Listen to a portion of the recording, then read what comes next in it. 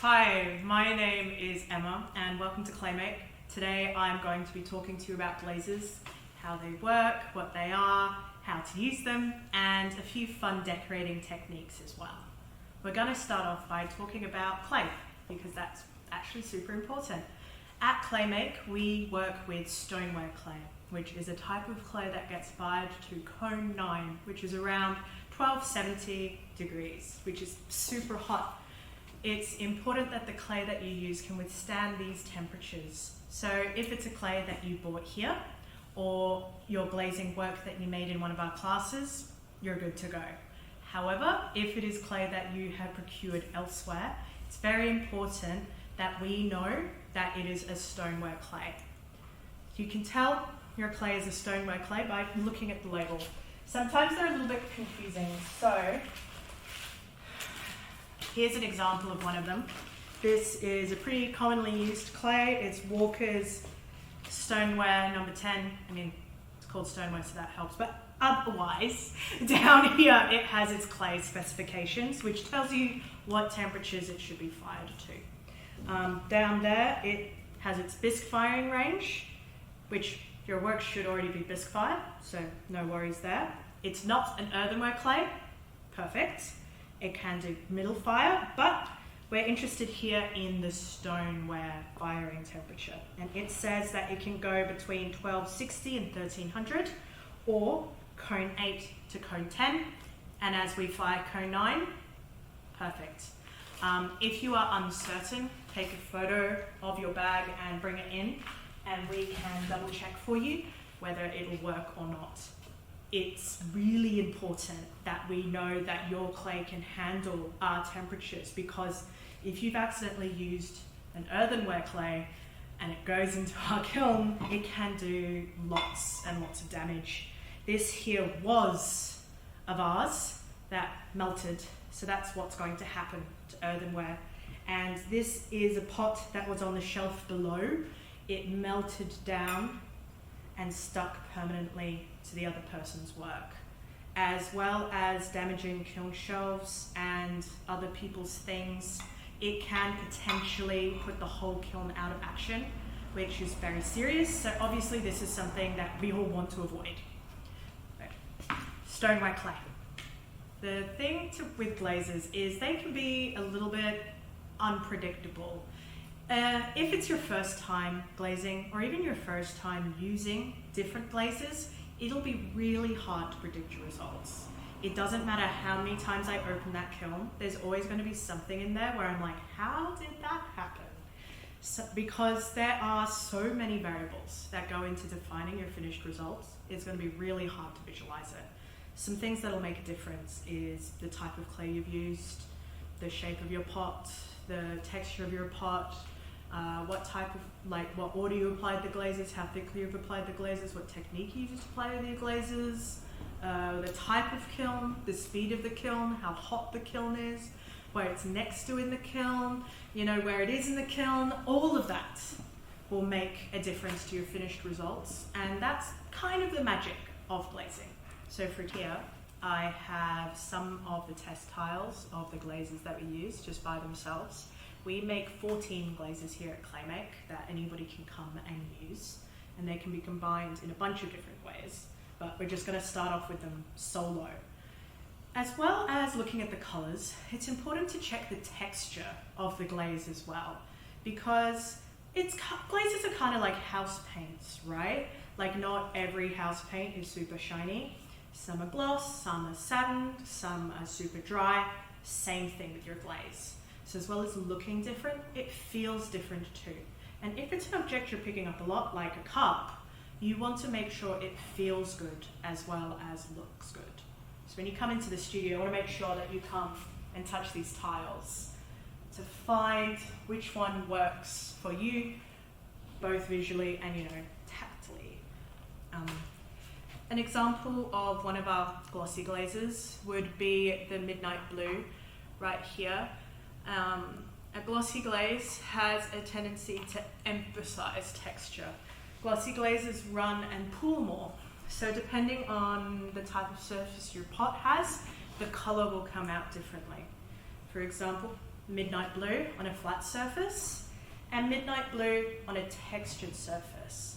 So you can see that it's really picked up the pattern there. It's gone thinner on those top edges, thicker where it's pooled, and so we have a bit more depth to it.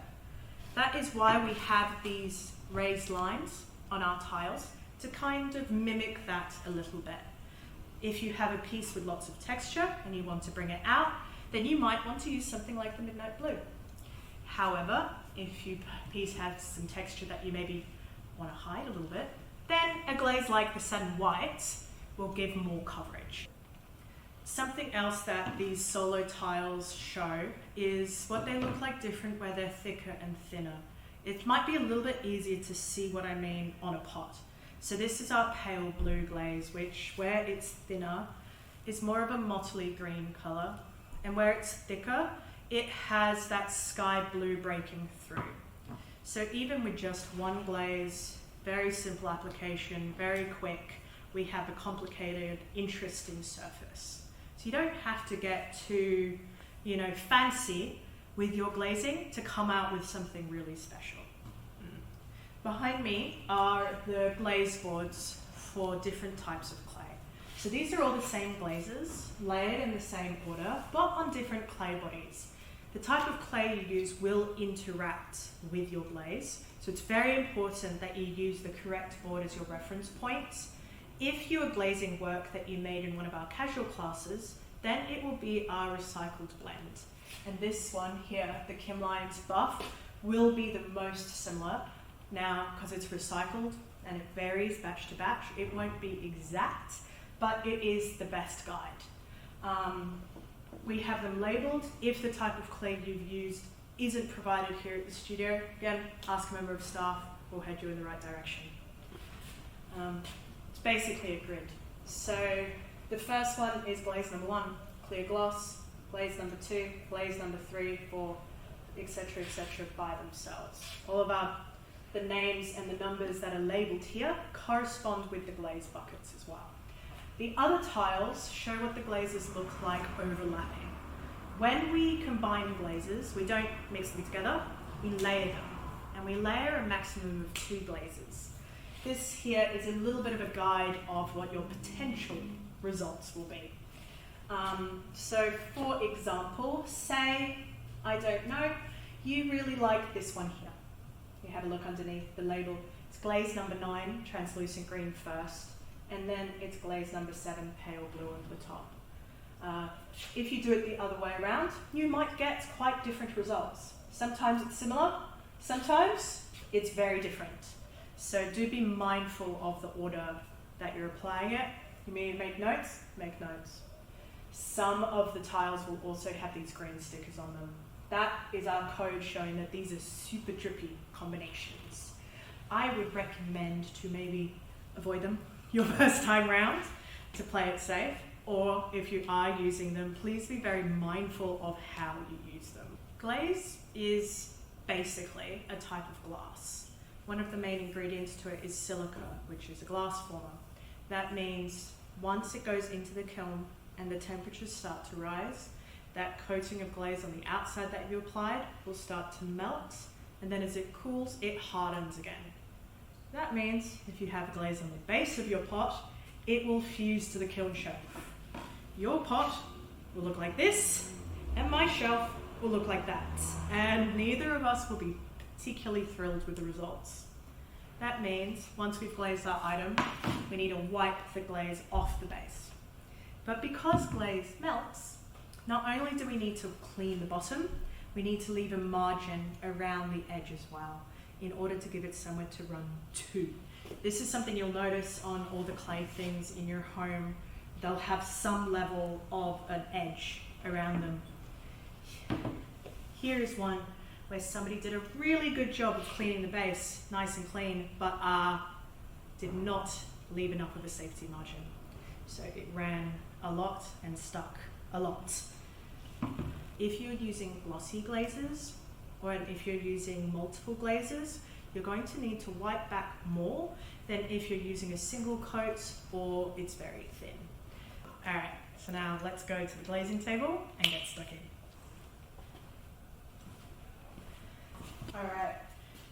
I'm going to be showing you how to glaze 3 different styles of objects in different ways.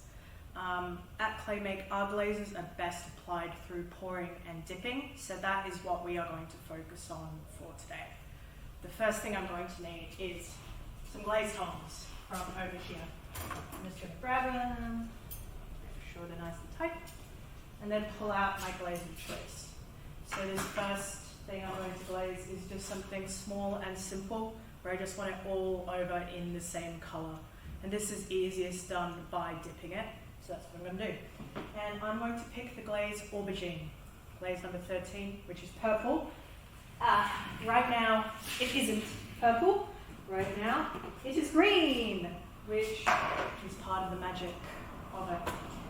There's a lot of water on the top there, so I got to make sure it's really well mixed before I use it, so that way I get a nice even coating of glaze.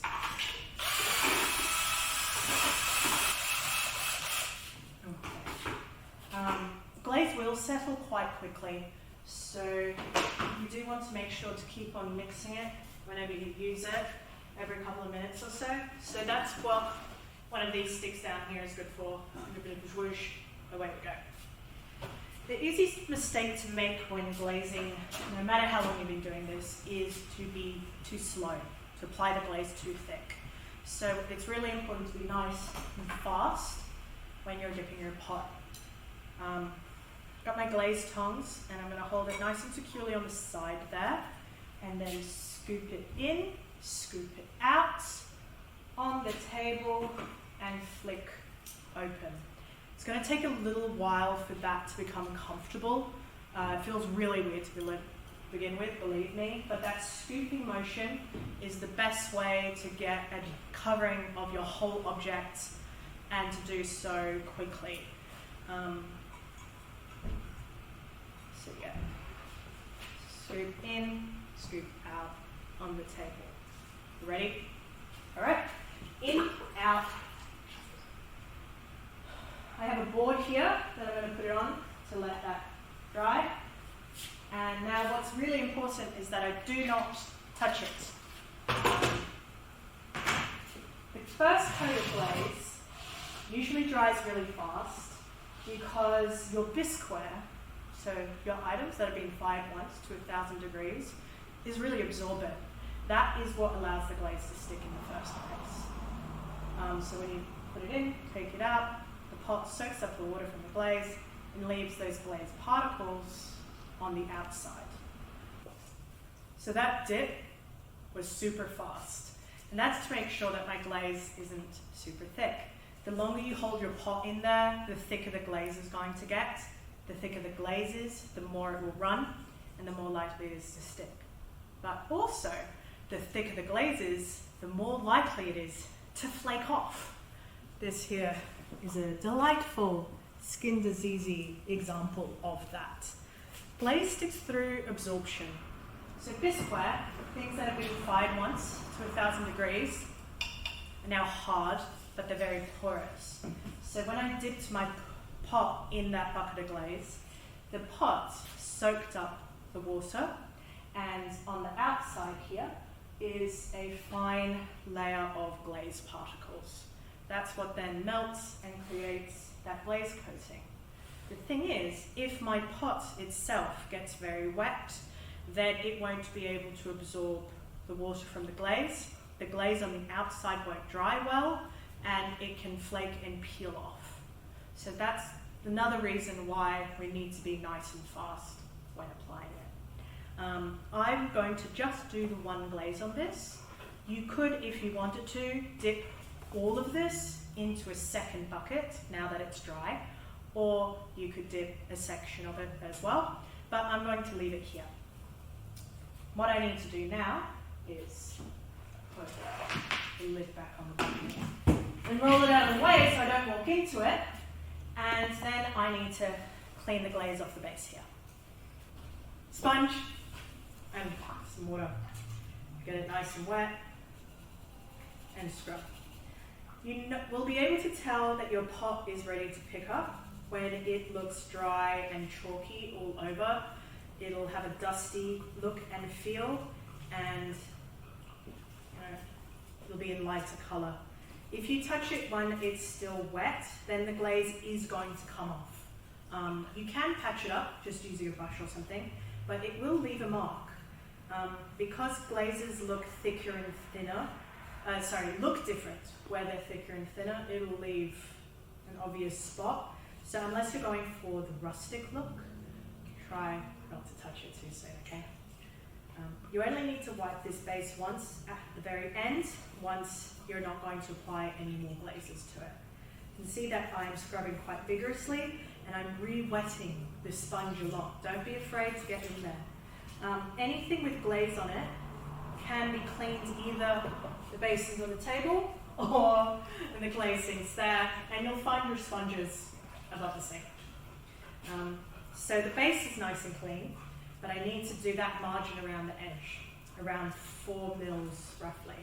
I find it easiest to just take my sponge and kind of go like this along the edge, long kind of strokes, and go for it.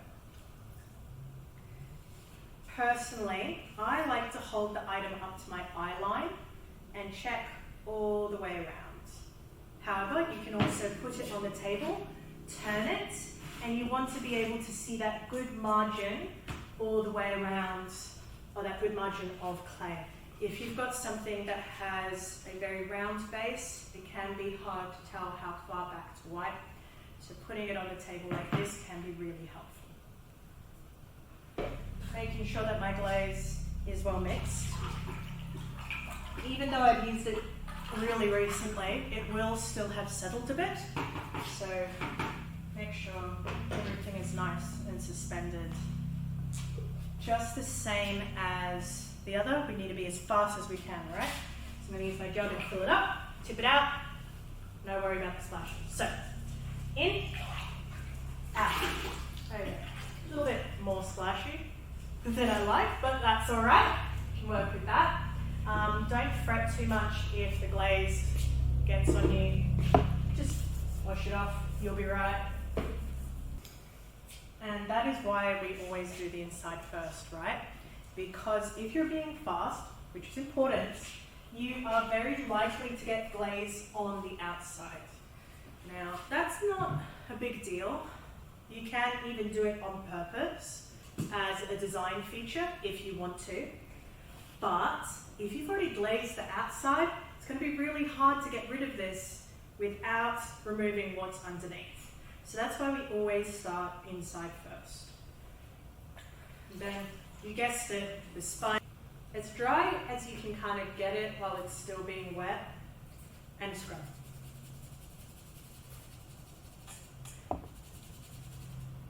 You want to avoid getting the pot really wet right now.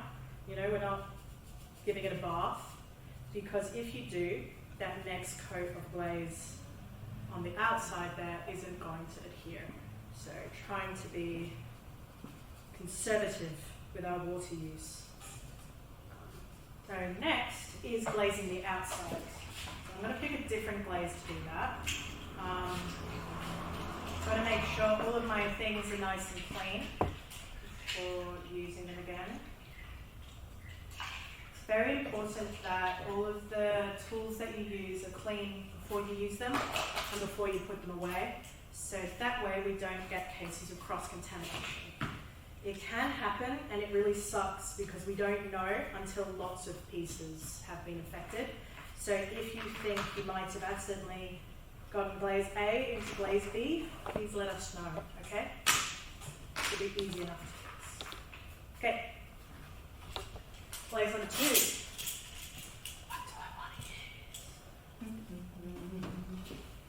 I think I might go for royal blue. Number 11, which is going to be a nice bright cobalt blue. Right now, pink. Remember how I said the whole visualization thing? This is part of the reason why. Glaze is very much a kind of a trust the process kind of a thing.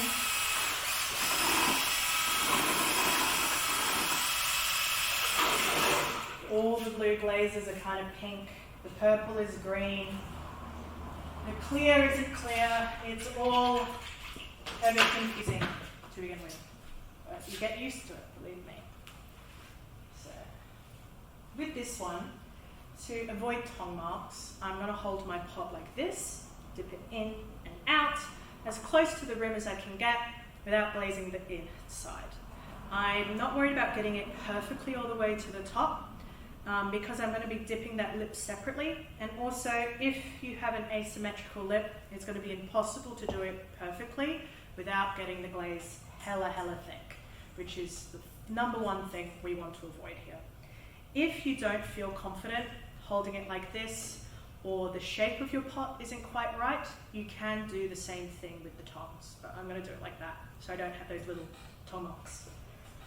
Alright, so this is a stressful bit of the demo for me because I have messed it up before. In and out. So, not perfect, but that's okay.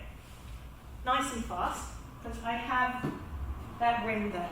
And deciding on, or rather, depending on what glaze I use for that rim is what kind of effect I'm going to have.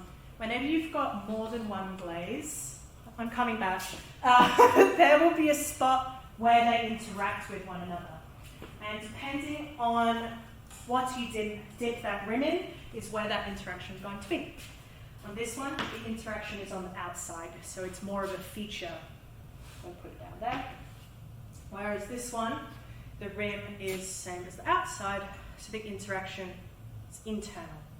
So you could also use a third color altogether if you wanted to, or you could leave it bare, though I wouldn't recommend that on a drinking vessel, might be a little bit uncomfortable. I'm going to use the royal blue because I just used it, and that means my interaction is going to be on the inside of the cup. So, in and out. Let's do its thing for a little bit, and then away we go. Now, this here, that top rim is going to take longer to dry because it's that third dip. So it's going to stay really shiny for a while, and it's really important that I don't touch it too soon. Otherwise, that's when my glaze is going to come off. Also, the inner line isn't even. That's okay, don't panic, because it's all going to melt together anyway, so no big deal. While it's still drying, I'm going to put it over here, and I'm going to glaze one last shape. An object that can be really hard to glaze is plates, because usually they are too big to fit in the bucket nicely in one clean dip. So what do? Simple. You dip one half, and then you dip the second half. The thing is, that is going to leave a visible crossover line through the middle, where you have two layers of glazes. So what do? You take that technical necessity and make it a design feature by dipping one half in one color and one half in the other. In that middle section where the glazes overlap, they'll interact with one another and make a third color. So let's see. It's going to pull out our royal blue, give it a mix, not with my hands, with my hands.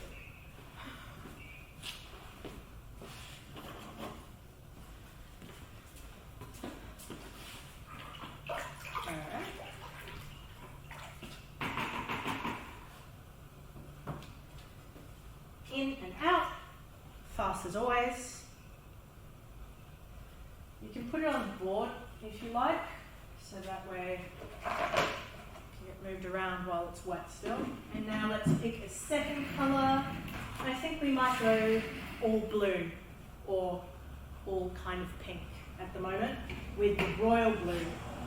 So let me mix it too.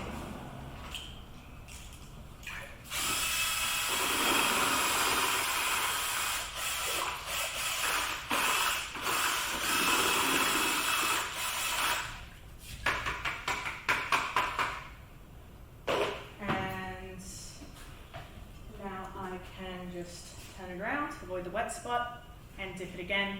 You want to make sure that your glaze is dry before you put it in the next one, so that way they don't mix together. Yeah. This is also nice. You can glaze smaller things this way too, if you just like the way it looks, or if you don't like using the tongs or the jugs. This is a simple way of not having to use any of those tools. Alright, so now that my plate is dry enough to handle, I can wipe the back. When stuff has a really big base like this, it is tedious to sit there with a sponge. So we can speed up the process a little bit by using one of these mats here. So I want to make sure it's saturated and clean.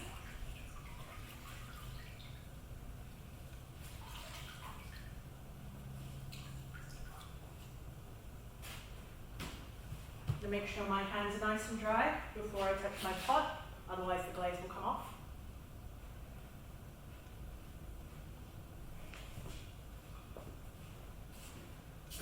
You might need to get somebody to help you hold the mat down, but what you do basically is you get your pot and you wipe it. This works for the small ones as well. Let's see how this should look. So, while it hasn't gotten everything off, it is a lot faster than if I was standing there with a sponge. If your piece has an uneven base, like this one does, not all of it is going to come off with the mat. So we do still need to pull that sponge out and give it a wipe, but it's definitely a lot less work than if we did the whole thing by hand. So it's not nearly as much work. And there we go. Okay, so now that we've gone over how to apply glazes, here are just a few bits which are different fun examples of different things that you can do. This is kind of like what I did with that plate earlier. Nice way of working with a larger object. So it was in white satin to about there, midnight blue to about there, and that crossover line is where the two glazes are interacting. You don't have to do it directly through the middle. It can be asymmetrical, it can be angled, it can leave bits of the clay itself out as well. And if you really love colour, you can do it in such a way where you get lots of colours. So this one is more of a colour wheel effect where they dip, dip, and dip. So in no one spot is there more than two layers. So we've got 1, 2, 1, 2, 1, and 2. So they've got lots of colours, but never anywhere too thick. So I'm going to start off with this guy here. This is one of my favourite. This is a piece by Fremantle artist Stephanie Hamill. So while we don't have these specific glazes here, we have ones that do a similar result.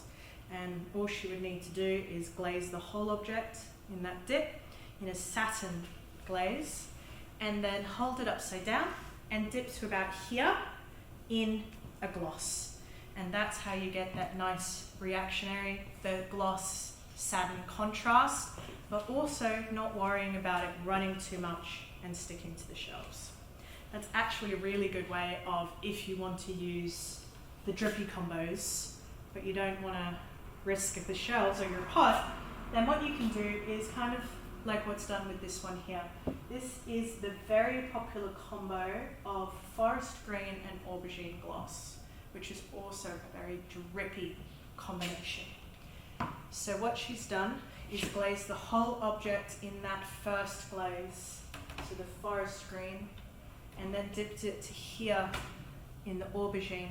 So if we compare it to the tile, you might not see it from that distance, but I'm going to do it anyway. Still, most of the pot is very similar, but we're not worrying about it sticking. And if you have a look down there, you can see that big fat drip that got pretty spicy there. This is also really simply done, but very nice and elegant. This is a piece from South Korea. So all over first with a satin black glaze.